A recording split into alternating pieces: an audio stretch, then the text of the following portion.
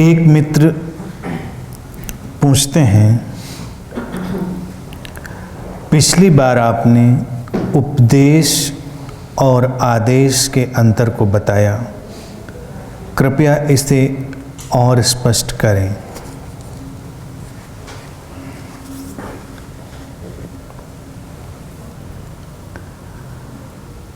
पिछली बार का सूत्र बड़ा ही अद्भुत था। परम रहस्यमय उपदेश को सुनते वक्त अविचल अपलक आंखों से उसे सुने और अविलंब बोध को उपलब्ध हो जाए। उपदेश एक अद्भुत घटना है। भारत में सद्गुरुओं ने उपदेश का उपयोग किया। यहाँ पर कोई आदेश नहीं होता। आदेश अर्थात कमांडमेंट। आदेश में तनाव है, आदेश प्रायोजित है, आदेश एफर्ट है और उपदेश सहज है, एफर्टलेस है। उपदेश एक नैसर्गिक घटना की तरह है, एक प्राकृतिक घटना की तरह, नेचुरल हैपनिंग। आदेश में कोशिश होती है, उपदेश घटता है।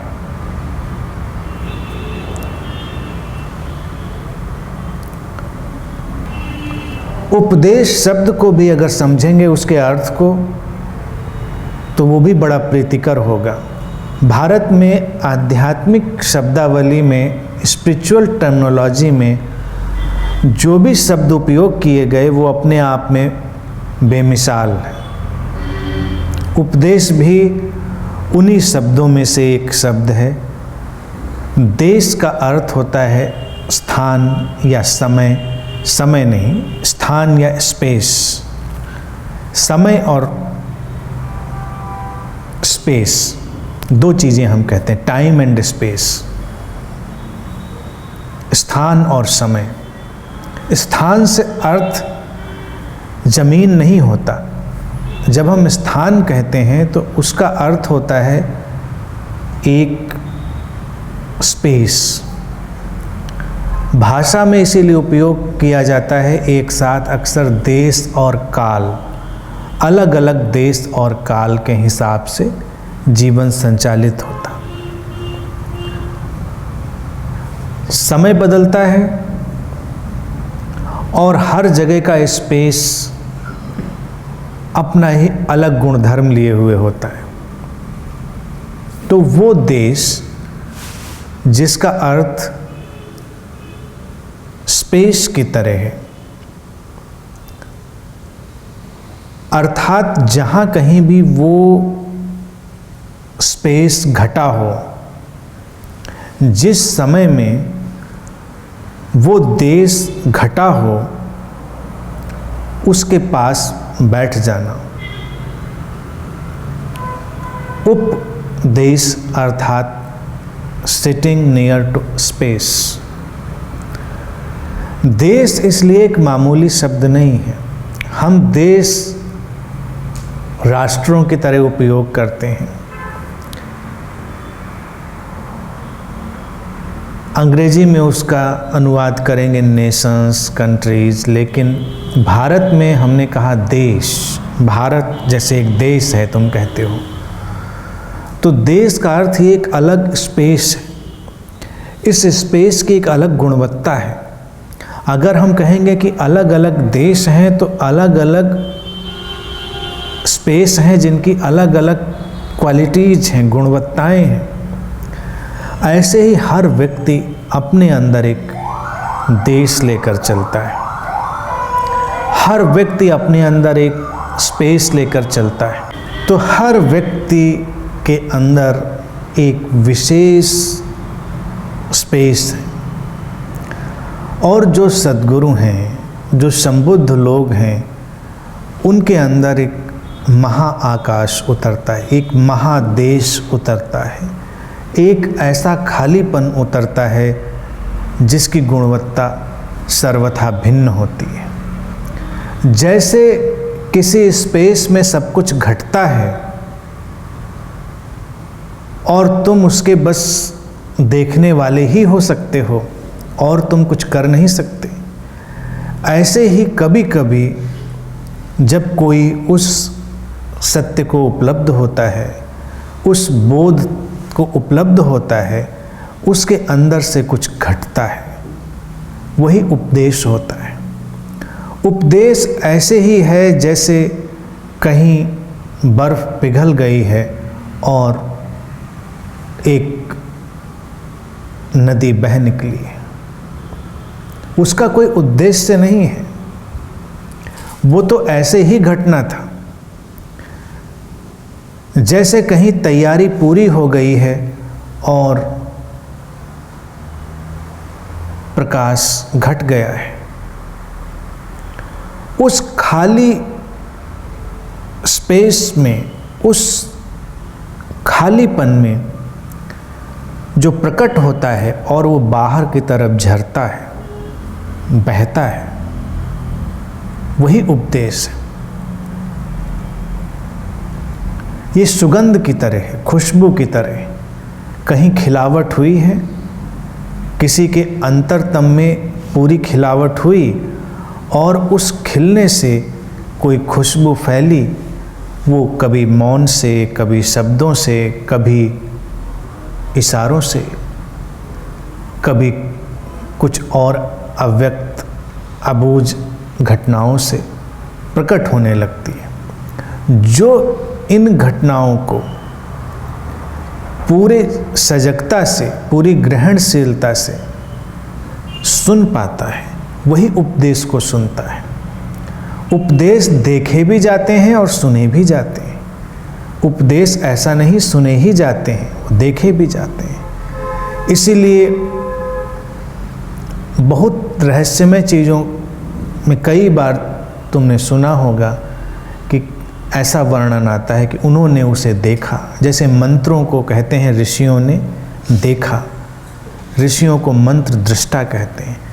कहते हैं जब कुरान की टीचिंग्स, वो देशनाएं उस महाआकाश से घटी तो मोहम्मद ने उन्हें देखा, सुना नहीं, देखा। वो उपदेश है। इसलिए भारत में उपदेश एक बहुत ही कोमल और प्रेमपूर्ण घटना रही है।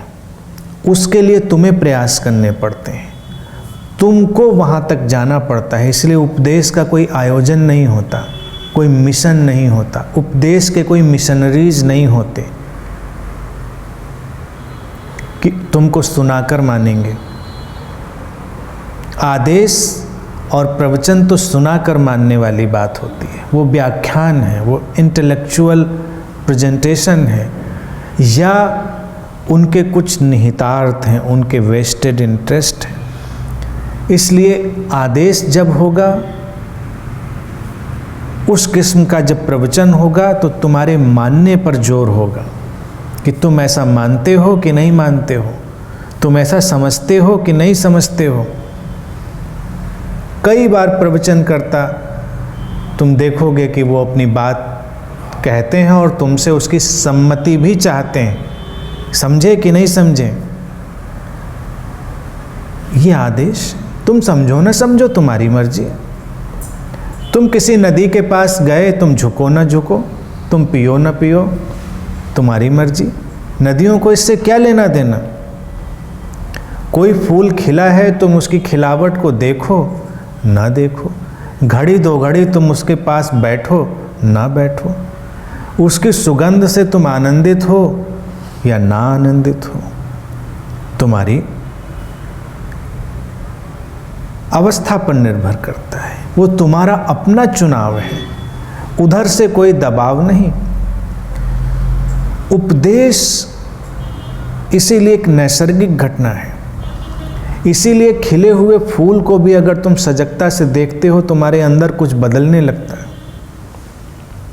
बदलने इसलिए लगता है क्योंकि कुछ रहस्यमय घट रहा है और तुम उसके लिए तैयार हो गए हो, तुम ग्रहणशील हो गए हो।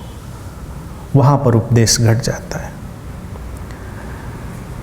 भारत में और पूरे देश में, खास तौर से भारत में और वैसे तो अलग अलग जगहों पर भी,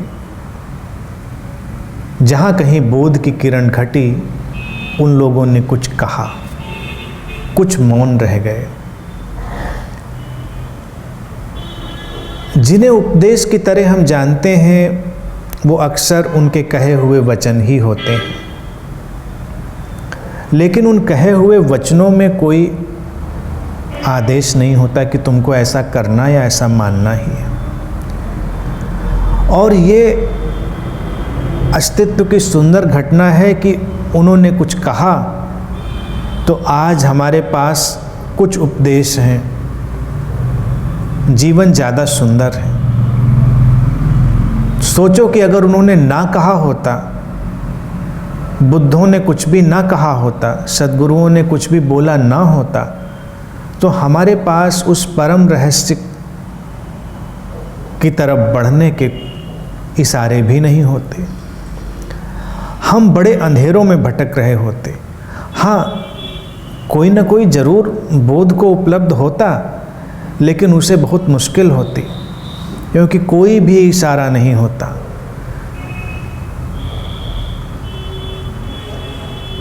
तो जब ये घटना हुई, बुद्धों ने कुछ बोला, तो ये अस्तित्व का एक उपहार है, उनकी तरफ से एक उपहार है मनुष्यता के लिए, जिसका हम उपयोग कर सकते हैं।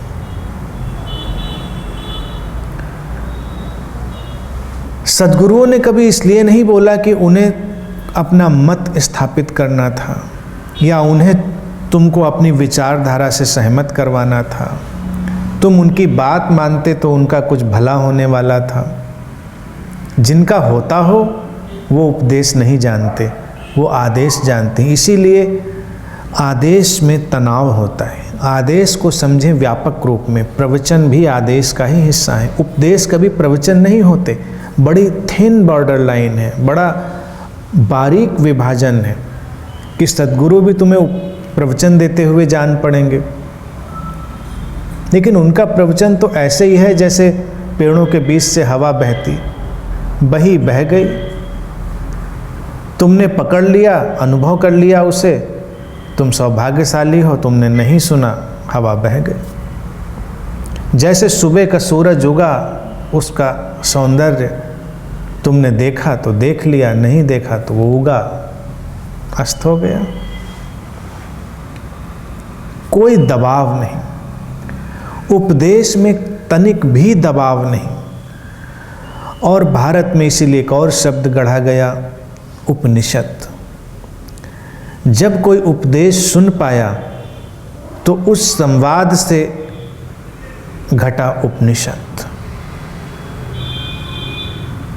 जिसने किसी सद्गुरु के पास बैठकर अविचल अपलक ढंग से सुना, महसूस किया और रूपांतरित हुआ, वहाँ से जो चीज़ निकली उसे उपनिषद कहते हैं। इसलिए उपनिषदों की भाषा भी अगर तुम देखो, जो भारत में उपनिषद किताब है, लेकिन किताब से कहीं ज़्यादा है। भाषा उसकी भी गीतों जैसी है, बस कह दिया, लेकिन ऐसा नहीं है कि तुमको मानना ही है। जिन जगहों पर अध्यात्म की गहराई इस तरह से अनुभव नहीं करी गई थी, वहाँ जब लोगों ने धर्मों की स्थापना की, तो उनके धर्मों में तुम देखोगे आदेश ही आदेश हैं। ये करो, ये मत करो, ऐसा करो, वैसा करो, आदेश ही आदेश हैं। ऐसा करोगे तो वैसा होगा, ऐसा नहीं करोगे तो। भारत में कभी इस तरह की भाषा ऋषियों या जागृत लोगों ने उपयोग नहीं करी। उन्होंने तो बस जो जाना था उसके गीत गाए, उसको बस जैसे गुनगुना दिया हो। तुम समझ पाओ तो तुम्हारे काम पड़ जाएगा, ना समझो तो तुम्हारा कोई नुकसान नहीं। लंबे समय तक इसलिए भारत में कोई संगठित धर्म नहीं था, क्योंकि यहाँ उपदेश थे। उपदेशों के आसपास कोई ऑर्गेनाइज्ड रिलीजन नहीं बनता, कोई कल्ट नहीं बनता, संप्रदाय बन भी नहीं सकता। तो भारत एक उन्मुक्त देश था, पूरी तरह आध्यात्मिक लेकिन धर्म विहीन। धर्म विहीन से समझेंगे कल्टलेस, लेकिन वास्तविक धर्म में स्थित। जो वास्तविक धर्म है, जो तुमको धारण करता है, जो जीवन को धारण करता है, वो धर्म तो था, लेकिन ऑर्गेनाइज्ड रिलीजन नहीं था। अलग अलग गुनगुनाहटें थीं, अलग अलग किस्म के फूल थे, अलग अलग खुशबुएं थीं। उपदेशों की ये भिन्नताएं थीं। जिसको जो आकर्षित किया, जो जिसके पास बैठ पाया, जिसको जो खुशबू रास आई, उसके वो काम पड़ गई। तो उपदेश ऐसे ही हैं, बिल्कुल प्रकृति के जैसे। उनको सुनना न सुनना तुम्हारा चुनाव है, उनमें तनिक भी दबाव नहीं, इसीलिए वो रूपांतरित करते हैं। आदेश में दबाव होता है, लेकिन आदेश ने या प्रवचन ने कभी किसी को रूपांतरित नहीं किया। उपदेश सहज प्रेम की तरह है, वो आक्रामक नहीं है। जब तुम सहज प्रेम में होते हो तो तुम बिल्कुल भी आक्रामक नहीं होते। जैसे तुम आक्रामक होकर प्रेम नहीं पा सकते, ऐसे ही तुम आक्रामक होकर न खोज में जा सकते हो, ना कुछ समझ सकते हो, ना कुछ सुन सकते हो। और कहने वाला भी अगर आक्रामक ढंग से कहे तो तुम तक अपनी बात नहीं पहुंचा सकता। तो उपदेश बिल्कुल अनाक्रामक है, कंप्लीटली नॉन वायलेंट।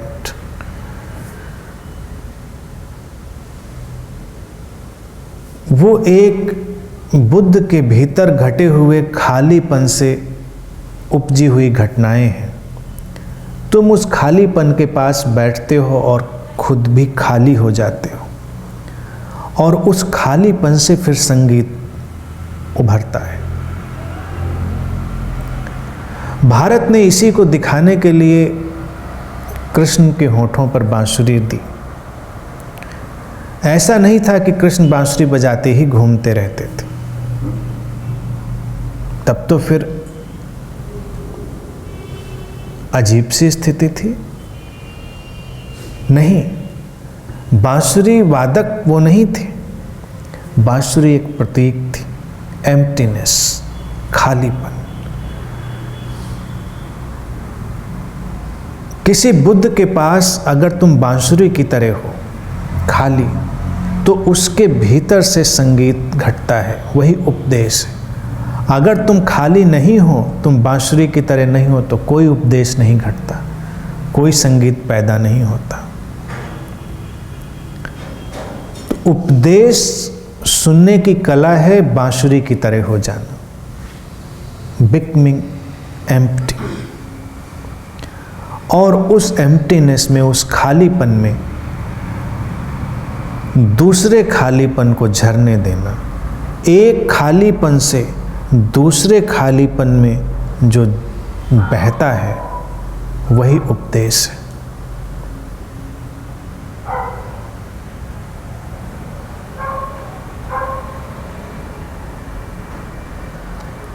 आदेश या प्रवचन ज्ञान को अपने अंदर भरने की कोशिश होती है, और लाख ज्ञान भरने के बाद भी किसी के अंदर ज्ञान कहाँ भरता है।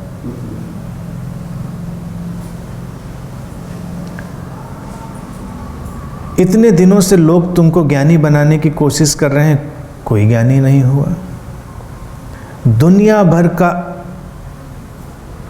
अध्ययन कर डाले कोई, तब भी ज्ञानी नहीं होता। विक्षिप्त जरूर हो सकता है और वो तनावग्रस्त हो जाएगा। तुम ज़्यादा इकट्ठा करोगे ज्ञान तो तनाव से भर जाओगे, क्योंकि वो आयोजन है।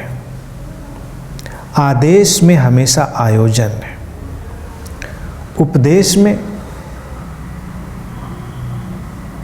हैपनिंग है, घटना है, आयोजन नहीं है। इसलिए ये बड़ा ही सुंदर अनुभव है उपदेश का।